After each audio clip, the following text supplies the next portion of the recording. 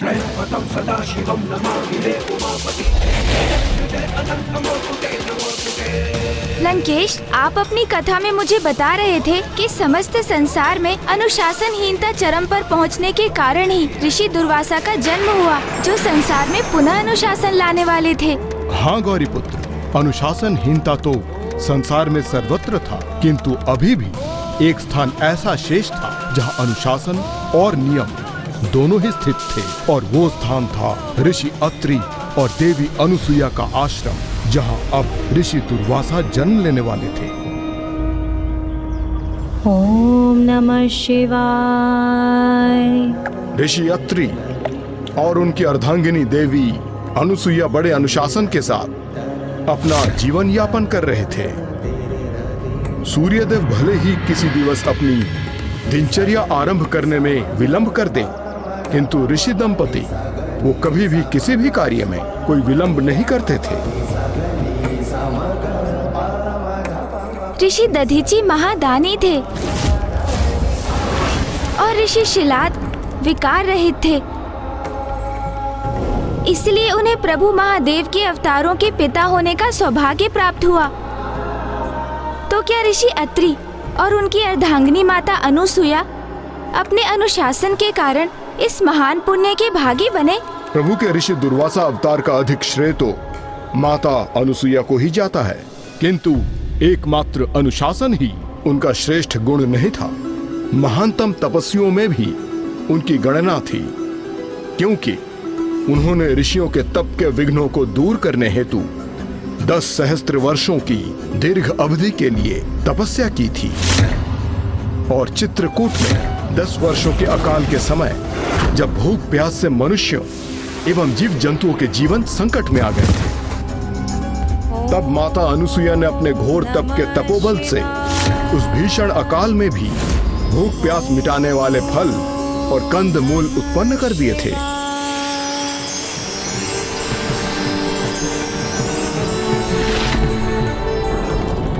उनके द्वारा उत्पन्न फलों से ही चित्रकूट नष्ट होने से रक्षित हुआ। अद्भुत। तो लंकेश, क्या यही कारण था कि प्रभु महादेव ने उनके पुत्र के रूप में अपना अगला अवतार लिया? नहीं गौरी पुत्र, ये तो उनकी महानता का आरंभ मात्र था।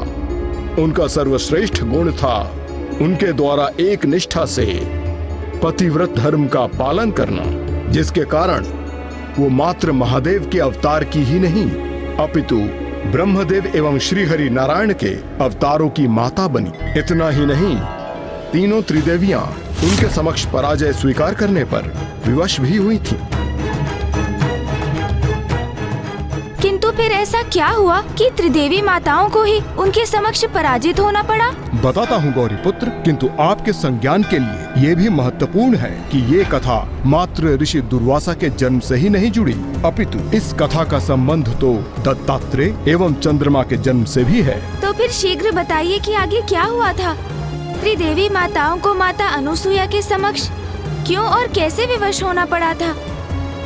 एक ऐसी स्पर्धा में जिसके उत्प्रेरक देवर्षि नारद थे। देवर्षि नारद? हाँ गौरी पुत्र, चित्रकूट में माता अनुसुईया के चमत्कार के उपरांत उनकी ख्याति तीनों लोकों में गूंज उठी थी। इसलिए देवर्षि नारद उनके दर्शन करने ऋषि अत्रि के आश्रम पहुंच गए, और जब वो वहां से लौटे तो माता अनुसुईया के धर्म परायणता से इतने प्रभावित थे कि उनका ही नाम और उनका ही गुणगान था उनकी जिह्वा पर, किंतु उन्हें यह ज्ञात नहीं था कि उनके द्वारा माता अनुसुईया का निरंतर गुणगान उनके और त्रिदेवियों के मध्य एक गहरा भेद उत्पन्न करने वाला था। नारायण नारायण। प्रणाम माते। कल्याण हो देवर्षि। आप तीनों भूलोक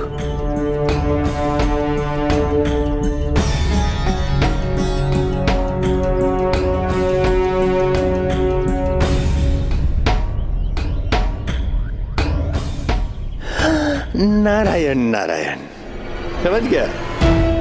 मेरे मुख से माता अनुसुईया की प्रशंसा सुनकर अब माता अनुसुईया के दर्शन हेतु अधीर हो गए, है ना? देवर्षि, आप करती भी क्या माते? माता अनसुया की महिमा, उनका तपोबल। नहीं देवर्षि, रुक जाइए। अब पुनः देवी अनुसुईया की श्रेष्ठता की कथा सुनना कठिन है हमारे लिए, क्योंकि आप तो उनकी महिमा का बखान सहस्त्र बार कर चुके हैं। अब मैं क्या करूं माते? जितना भी उनका बखान करूं, जितनी भी प्रशंसा करूं, ऐसा प्रतीत होता है कि कमी है। और जब उनके स्वयं दर्शन कर चुका हूं मैं, तत्पश्चात मुझे विश्वास हो गया है कि समुच्चय ब्रह्मांड में माता अनसुया जैसी पतिव्रता नारी और कोई नहीं। देवर्षि नारद, कदाचित आप कुछ भूल तो नहीं रहे हैं ना? आहा, हमारे ही समक्ष हमें भूलकर आप देवी अनुसुईया को सर्वश्रेष्ठ पत्नीव्रता घोषित कर रहे हैं। नारायण नारायण, आप तीनों को मैं कैसे भूल सकता हूँ माते? और ये भी कैसे भूल सकता हूँ कि आप तीनों का पतिव्रत्या श्रेष्ठतम तो है ही, किंतु माता अनसुया की श्रेष्ठता भी आपके समकक्ष ही है। ये कैसा अनुचित कथन है आपका देवर्षि? आप हमारी तुलना देवी अनुसुईया से कर रहे हैं। नारायण नारायण, ये कैसी भूल कर दी मैंने? कैसे भूल गया कि एक नारी के समक्ष दूसरी नारी की प्रशंसा करना मुझे संकट में डाल सकता है। जगत के समक्ष श्रेष्ठ धर्म निष्ठा का जो हम उदाहरण प्रस्तुत करती हैं, उसे कैसे भूल गए आप देवर्षि? क्षमा कीजिए माता, क्षमा। अति उत्साह में कुछ अति प्रशंसा कर गया मैं, कुछ भी बोल गया मैं, क्षमा कीजिए माता। आपके समक्ष माता अनसुया की तुलना में कैसे कर सकता हूँ? आप तो सुख, समृद्धि और ज्ञान की स्तोत्र है। इस समस्त सृष्टि में जो कुछ भी है, आप ही से तो है। स्वयं माता अनसुया का अस्तित्व भी।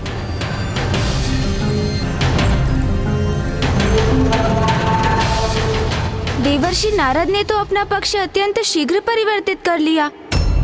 माता अनुसुईया की प्रशंसा करते करते वो त्रिदेवी माताओं की प्रशंसा भी करने लगे।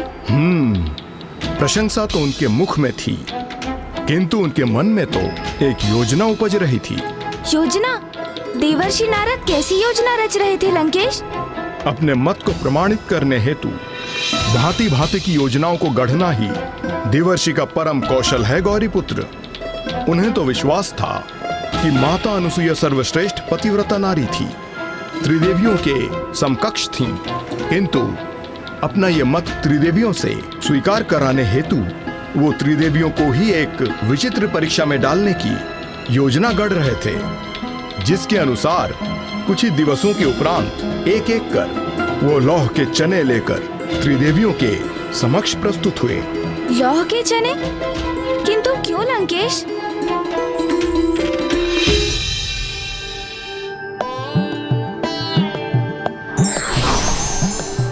राम माते। नारायण नारायण।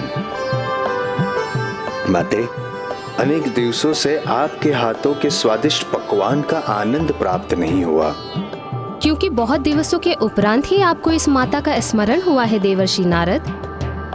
इन दिवसों तो आप मात्र देवी अनुसुईया के ही गुणगान में व्यस्त रहते हैं। ना ना ना ना, नारायण नारायण, ऐसा कुछ नहीं है माते, ऐसा कुछ नहीं है। सत्य तो ये है माँ कि भूख लगते ही आपका सर्वाधिक प्रिय पुत्र आपके पास, अर्थात संसार में अपनी सर्वाधिक प्रिय माता के पास चला आया। ये चने हैं, यदि आप इसे उबाल लें। अवश्य देवर्षि। किंतु किसी भी दिव्य शक्ति का प्रयोग किए बिना। माते, आप चने उबाल के रखिए, मैं संध्या वंदन करके आता हूँ। नारायण नारायण।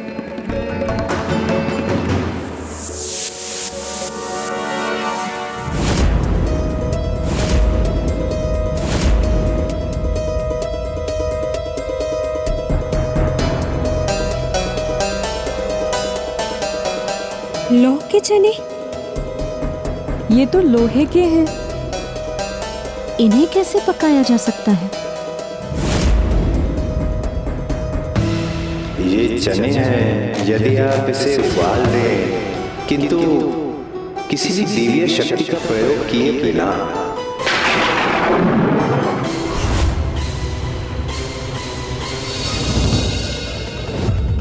देवर्षि नारद ने बड़ी ही चतुराई का प्रदर्शन किया ना लंकेश। तीनों माताओं को अपनी सर्वाधिक प्रिय माता कहा और तीनों को ही लौह के चने उबालने के लिए दे आए। ये चतुराई नहीं थी गौरी पुत्र, अपितु कुछ अधिक ही चतुर बनने का प्रयास था उनका। नारायण नारायण कहकर जिन नारायण का वो स्मरण सदैव करते हैं, कदाचित उन्हीं से ये गुण प्राप्त किया होगा उन्होंने। फिर क्या हुआ लंकेश? फिर देवी पार्वती वो देवी सरस्वती, आपके पुत्र ने तो मुझे दुविधा में ही डाल दिया है। उन्होंने मुझसे कहा कि उन्हें भूख लगी है और मैं उनकी सर्वाधिक प्रिय माता हूँ और उनके भोजन हेतु उनके लिए ये चने उबाल दूं। अच्छा, देवर्षि ने तो मुझे भी सर्वाधिक प्रिय माता पुकार कर लोहे के चने थमा गए। और उन्होंने तो मेरे साथ भी ऐसा ही किया है।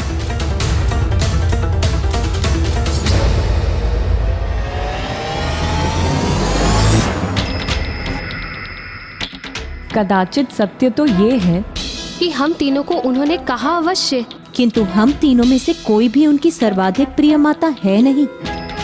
वो तो मात्र हमसे इतना चाहते थे कि हम उनके लिए ये लोहे के चने उबाल दें। किंतु ये कैसे संभव है देवी? कदाचित हमारा पुत्र देवर्षि नारद हमारी ही परीक्षा ले रहे हैं। किंतु वो है कहाँ? हमें तो वो केवल मुख से ही माता सर्वाधिक प्रिय माता पुकारते हैं, किंतु जिन्हें वो अपने मन से वास्तव में सर्वाधिक प्रिय माता समझते हैं और जिनके गुणगान गाते वो थकते नहीं, उन्हीं के पास गए होंगे देवर्षि नारद।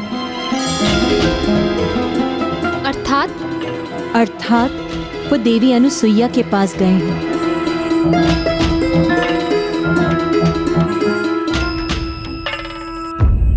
नारायण नारायण। प्रणाम माते। माते, आपने तो समस्त चित्रकूट की भूख मिटाई थी, तो मेरी ये प्रबल इच्छा एवं विनती है तो मुझे भी आपके हाथों का भोजन प्राप्त हो। अवश्य देवर्षि, ये तो मेरा परम सौभाग्य होगा, क्योंकि आपने मुझे माता पुकारा है और माता का कर्तव्य होता है अपने पुत्र को भोजन प्रदान करना। तो कहिए, क्या भोजन प्राप्त करना चाहते हैं आप? माता, आप मेरी वो माता हैं जो मुझे सर्वाधिक प्रिय है, तो अपने इस पुत्र देवर्षि नारद के लिए ये चने उबाल दीजिए बस। अवश्य।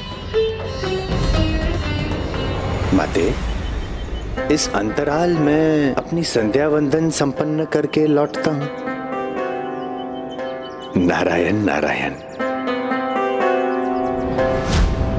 तीनों माताओं के मध्य ये कैसी स्पर्धा उत्पन्न कर रहे थे देवर्षि नारद? और अंततः कौन सी माता लौह के चनों को उबालने में सफल हुई? ये स्पर्धा तो ये निर्धारित करने के लिए हो रही थी गौरी पुत्र कि समस्त ब्रह्मांड में श्रेष्ठतम पतिव्रता देवी कौन थी।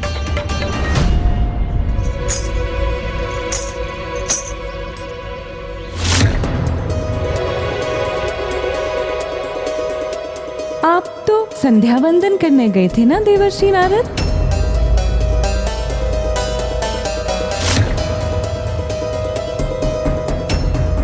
फिर आपके यहाँ होने का क्या प्रयोजन है देवर्षि?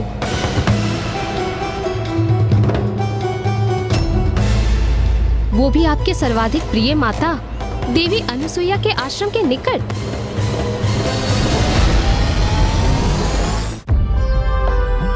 क्षमा माते, संध्या वंदन करने ही गया था, किंतु क्या देवर्षि?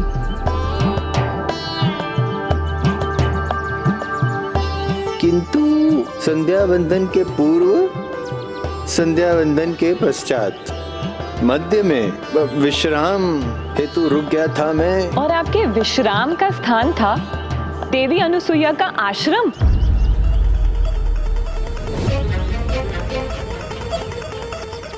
हम तीनों को लौह के चने देकर आप देवी अनुसुईया के आश्रम क्यों पहुंच गए? और हमसे ये कैसी अनुचित अपेक्षा थी आपको कि हम आपके लिए ये लौह के चने उबाल देंगी? हम हमारी दिव्य शक्ति से उन्हें उबलो चनों में आवर्षित परिवर्तित कर सकती थी, किंतु आपने ही तो हमें उन्हें हमारी दिव्य शक्ति के बिना उबालने की अवस्था में रखा था। तो फिर आप हमारी ये परीक्षा क्यों ले रहे हैं? हम इन लोहे के चनों को उबालकर कैसे दें आपको? अब उसकी आवश्यकता नहीं है माते। जो लोह के चने थे वो तो उबल चुके हैं। माता अनसुया ने वो लोह के चने उबाल दिए।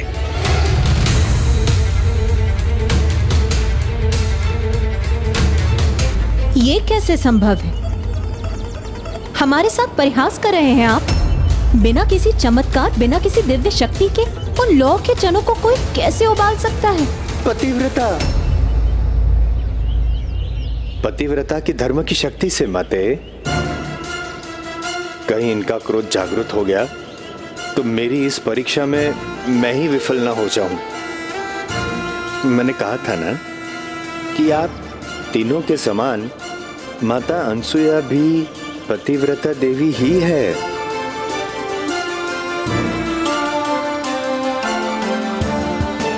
नहीं, विश्वास नहीं हो रहा है माते। किंतु आपको इतना तो विश्वास है ना माते कि मैं आपसे असत्य कथन तो नहीं करूंगा, ना ही असत्य वस्तु दिखाऊंगा।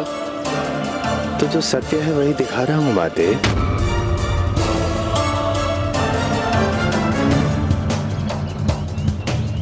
ये चने देखिए माते, जो चने लोह के थे वो अब कोमल हो गए हैं।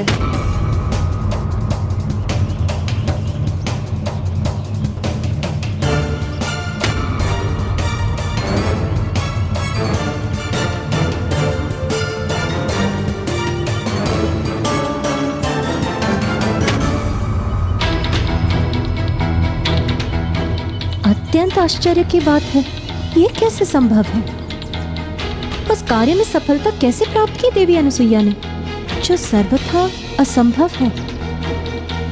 हाँ लंकेश, माता अनुसुईया ने इतने असाध्य कार्य को कैसे संपन्न कर दिया? गौरीपुत्र, अपनी ममता के साथ साथ माता अनुसुईया ने अपने एक और महान गुण का प्रयोग किया था।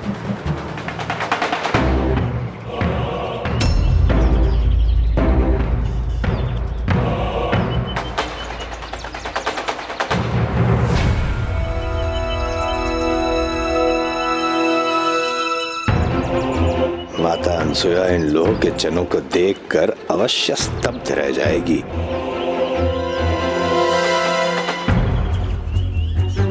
मेरी अपेक्षा के विपरीत माता तो इन्हें देखकर तनिक भी विचलित नहीं हुई। अभी तो उनके मुख पर तो मंद मुस्कान आ गई।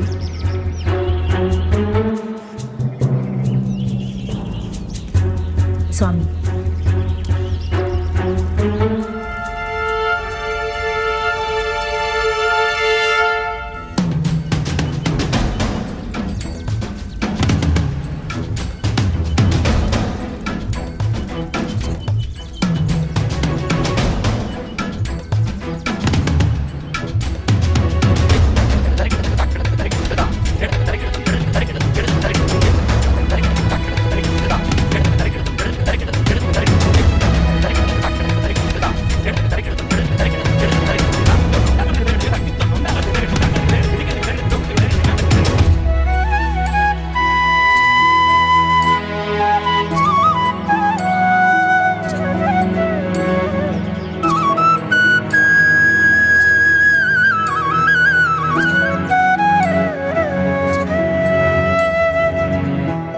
नारायण नारायण।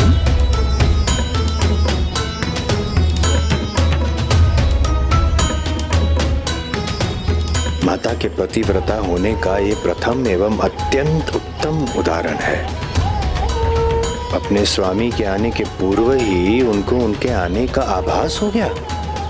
और उतना ही नहीं, गृह प्रवेश करने से पूर्व ही माता स्वयं जल का पात्र लेकर उनके चरण धोने के लिए प्रस्तुत हो गई।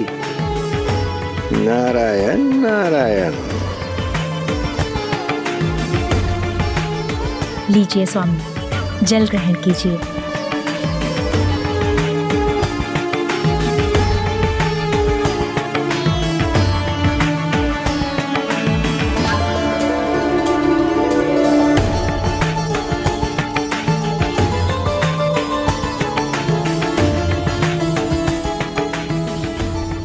अब मैं स्वामी के चरणों के इस जल का उचित प्रयोग करूंगी।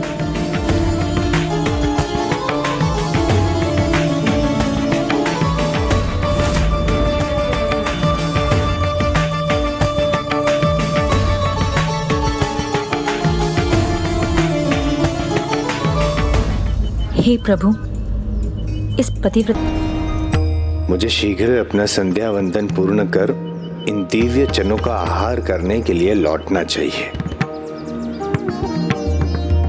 अर्थात माता अनुसुया ने अपने पतिव्रत धर्म की श्रेष्ठतम शक्ति को प्रमाणित कर दिया। किंतु त्रिदेवियां तो अभी भी इसका विश्वास करने के लिए तैयार नहीं थी और इसी कारण वो एक बहुत बड़ी असफलता का सामना करने जा रही थी। और इसमें भी देवर्षि नारद की चतुराई का ही योगदान था। अद्भुत। नारायण नारायण। ज्ञात था मुझे कि माता अनसुया का पतिव्रत्य एवं सतीत्व सर्वश्रेष्ठ है, संसार में सर्वश्रेष्ठ है।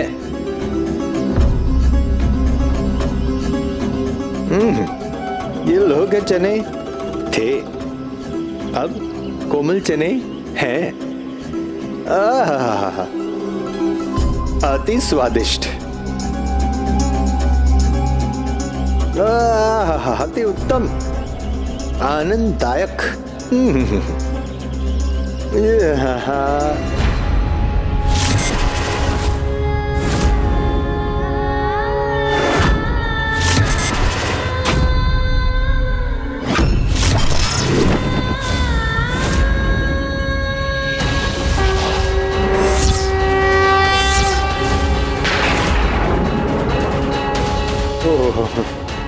माता पार्वती में तो मुझे माता दुर्गा की छवि दिखाई दी।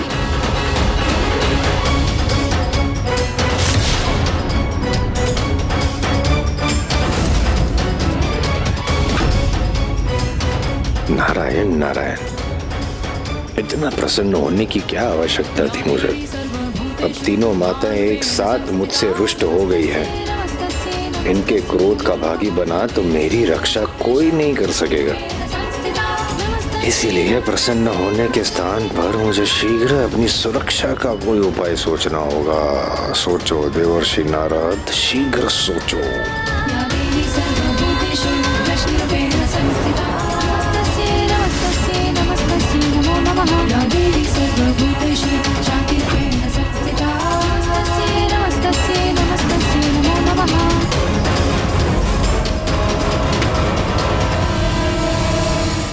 क्षमा क्षमा माते, क्षमा माता। मैं अबोध बालक हूँ, अज्ञानी बालक हूँ, आपका प्रिय बालक हूँ। कदाचित इसीलिए माता अनसुया के पतिव्रत धर्म की महिमा और तपोबल से मैं प्रभावित हो गया। क्षमा कीजिए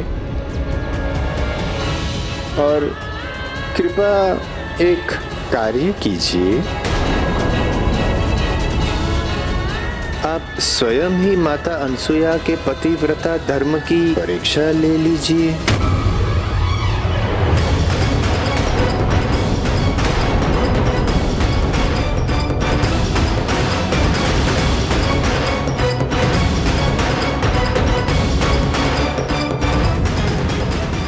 मुझे ज्ञात है माते कि आप देवियां मेरा विश्वास करने में असमर्थ हैं, किंतु अपने स्वामियों पर तो आपको विश्वास है ना? क्यों ना आप उनसे ही कहे कि वे माता अनसुया की पतिव्रता होने की परीक्षा ले लें।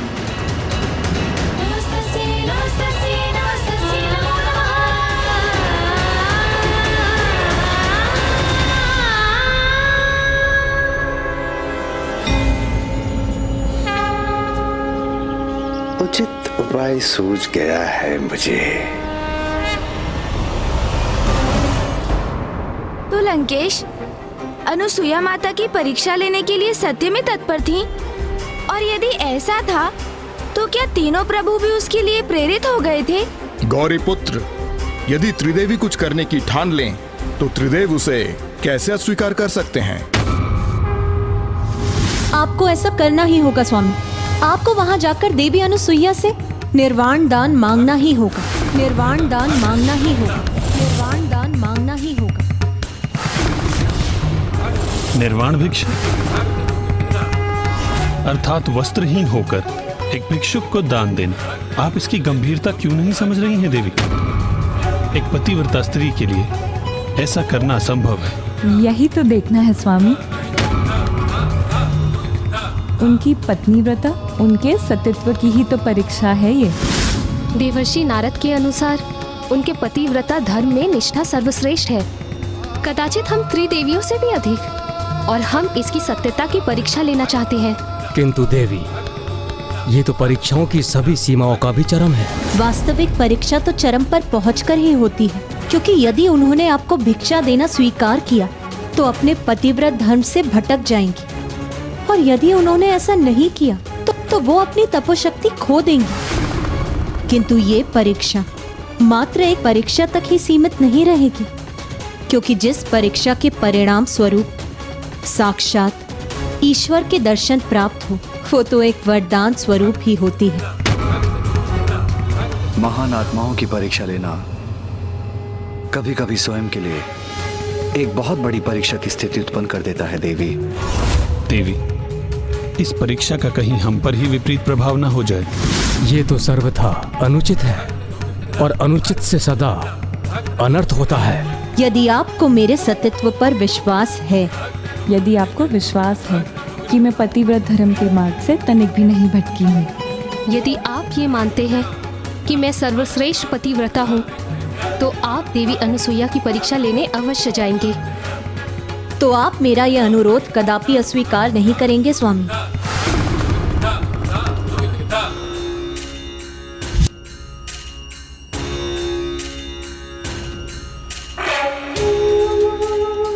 देवी, मेरी दृष्टि में आप सदैव सर्वश्रेष्ठ थी, और सदा सर्वश्रेष्ठ ही रहेंगी आप। आपकी श्रेष्ठता पर मुझे तनिक भी संदेह नहीं है देवी, इसलिए आपका यह निवेदन मैं अवश्य स्वीकार करूंगा।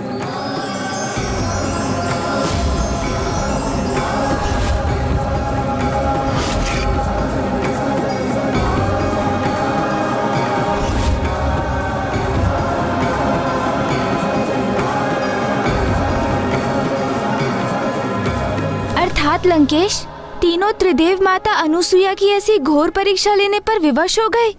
हाँ गौरी पुत्र, अन्य कोई विकल्प ही नहीं था उनके समक्ष। शीघ्र ही उन्हें देवी अनुसुईया की परीक्षा लेने के लिए प्रस्थान करना था।